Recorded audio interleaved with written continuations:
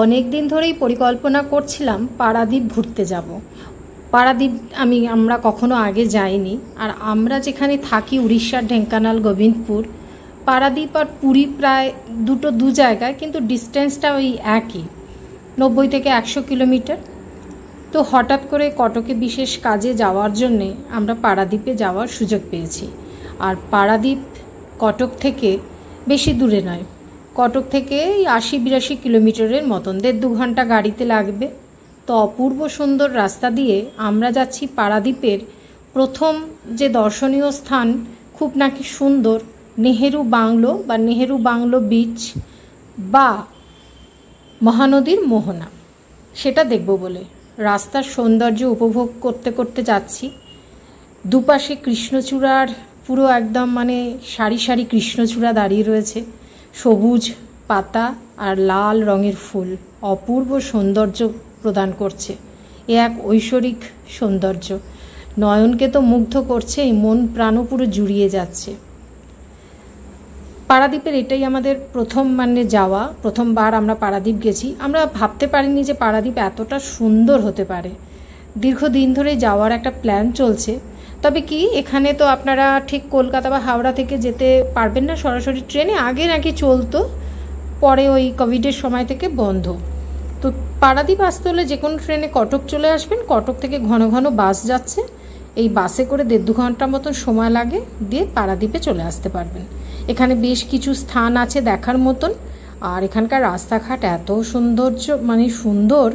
ওই পারাদ্বীপে যে port authority, খুব সুন্দর, একদম ওয়েল মেনটেন্ড সিটি যাকে বলে। এসে একদিনের জন্য ঘুরে যেতেই পারেন। তো আমরা এসেছি প্রথম ডেস্টিনেশন নেহেরু বাংলো। কেন এমন নাম জানি না, তবে যেটুকুনি ইন্টারনেট সার্চ করে বুঝলাম, কোনো এক সময় জওহরলাল নেহেরু এখানে কিছুদিন ছিলেন, সেই জন্যেই হয়তো এই বিচটার নাম নেহেরু বাংলো বিচ। অদ্ভুত সুন্দর, শুধু গাড়ি থেকে নেমে মুগ্ধ হচ্ছি। নীল আকাশ আর অনন্ত জলরাশি, বঙ্গোপসাগর, যে সাগর আমরা পুরী দীঘাতে দেখি সেই সাগর। আর উড়িষ্যার যে বিখ্যাত নদী মহানদী, সেই নদী এসে মিশেছে এই বঙ্গোপসাগরে, অর্থাৎ মহানদীর মোহনা। দুটো আর কি নদী, আর এদিকে বঙ্গোপসাগরের মিলনস্থল। এই যে কি অপূর্ব সৌন্দর্য, ভাষায় প্রকাশ করা যাচ্ছে না। সত্যি বলছি, ভ্রমণ হচ্ছে এমনই একটা জিনিস, যে জিনিস কিনা আপনি নিজের ওপর ইনভেস্টমেন্ট করেন। আমরা তো কত গাড়ি বাড়ি সোনা গয়না কত কি কিনে টাকা পয়সাকে খরচা করি, কিন্তু এটা হচ্ছে ইনভেস্টমেন্ট, এবং যেটা দরকার। এই জিনিসটা আপনাকে শরীরে মনে যে কি আনন্দ প্রদান করবে না, বেঁচে থাকার জন্য নতুন শক্তি দেবে। আমার ক্ষেত্রে তো তাই। আমি এই ভ্রমণের জন্য যে খরচা হয়, সেটাকে আমি ইনভেস্টমেন্ট বলেই মনে করি। অত্যন্ত আমি খুশি ওই জায়গাতে গিয়ে। এত রোদ, প্রায় দুপুর এখন 3টে বাজে, আমাদের আগে থেকে প্ল্যান ছিল না, হঠাৎ করেই গেছি।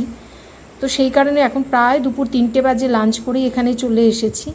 ভীষণ রোদ, কিন্তু এত সুন্দর সমুদ্রের হাওয়া যে মনকে একদম ভীষণ ভালো লাগছে। এই যে কি ভাষায় প্রকাশ করা যায় না। মনে হচ্ছে অনেকক্ষণ বসে থাকি, কিন্তু হাতে সময় নেই, আরও কিছু জায়গা ঘুরে দেখতে হবে।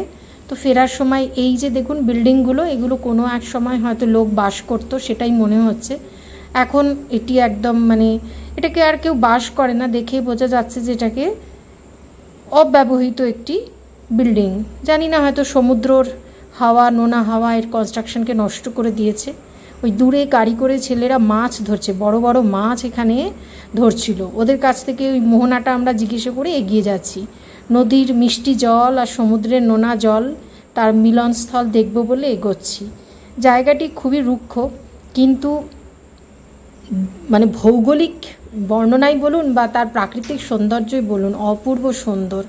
বড় বড় বোল্ডার দিয়ে আর কি ঘেরা রয়েছে। দেখুন, এই হচ্ছে মহানদী, আর এই পাশ থেকে এসেছে বঙ্গোপসাগর, দুটোর মিলনস্থল। মহানদী এসে বঙ্গোপসাগরে এখানে এসে মিশেছে। কিছু মানুষজনও দেখলাম এসেছে, মে মাসের এই গরমকে উপেক্ষা করেই আমাদের মতন অত্যুৎসাহী কিছু মানুষজনও কিন্তু এখানে এসেছে। আর ওই যে ছোট ছোট নৌকো করে মাছ ধরা হচ্ছে, এই পাথরগুলো ডিঙিয়ে ওই কাছে যাওয়ার মতন দুঃসাহস দেখায়নি, ইচ্ছে করছিল, কিন্তু বোল্ডারগুলো এক তো নড়বড়ে আর ভীষণ মাঝখানে ফাঁক ফোকর রয়েছে, তাই অযথা বিপদ এড়ানোর জন্য আর অতটা দুঃসাহস আমরা দেখাইনি। ওই দূর থেকেই সৌন্দর্যকে উপভোগ করছি। অদ্ভুত ভালো লাগছে, অদ্ভুত, এত সুন্দর হাওয়া দিচ্ছে, তাই গরমটা আর গরম বলে মনে হচ্ছে না।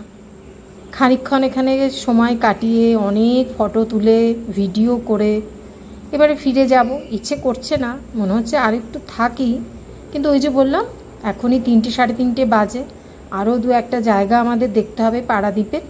আমরা ফিরে যাব রাতটা থেকে, এখানে হোটেলে থেকেই আবার কালকে সকালেই ফিরে যেতে হবে। প্রচুর কাজের চাপ আছে না হাজব্যান্ডের অফিসে, তো এত গরম লাগছিল, পরে ওখান থেকে এসে ভাবলাম একটু আইসক্রিম খেয়ে নিই। এখান থেকে আইসক্রিম কিনলাম, দুজনে খেলাম। আর ওই সামনেই যে গাছপালা সুন্দর আর কি জায়গা রয়েছে, এখানে অনেকেই পিকনিক করতে আসে, এখানে এটা পিকনিক স্পট, আমি দেখাচ্ছি। তারপরে ওই পিকনিক স্পটে আমরা যখন গেছিলাম সেদিনও দেখলাম অনেকগুলো গাড়ি এসেছে, বেশ লোকজন রয়েছে, তারাও এখানে আনন্দ করতে এসেছে। খুব ভালো লাগবে। আর যে রাস্তাটা দিয়ে আমরা গেছিলাম সেই সুন্দর রাস্তাটা, গাড়ি থেকে নেমে একটু পায়চারি না করলে হয় বলুন, এত সুন্দর রাস্তা, তো ভীষণ ভালো লাগলো। এবার পরের